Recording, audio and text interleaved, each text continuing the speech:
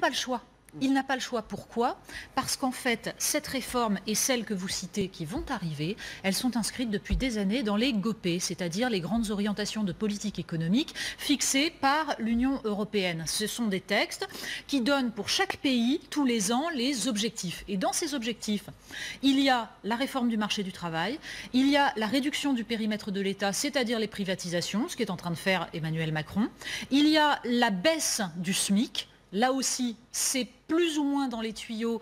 Il suffit de regarder aujourd'hui, il y a une page dans l'Humanité qui explique à quel point le comité de réflexion là-dessus s'oriente vers l'idée d'une baisse. Qui n'a pas été annoncé. Qui n'a pas été annoncé, mais il y a différents cercles qui réfléchissent à cette question-là. Donc toutes ces questions, elles sont fixées tout simplement parce qu'il faut uniformiser les marchés économiques dans l'Union européenne. Donc Emmanuel Macron ne peut pas reculer parce que c'est un gage qu'il donne aux instances européennes et il a besoin de cela pour ensuite, dit-il, réformer l'Europe, en fait tout simplement parce que c'est un préalable et parce que c'est un prérequis.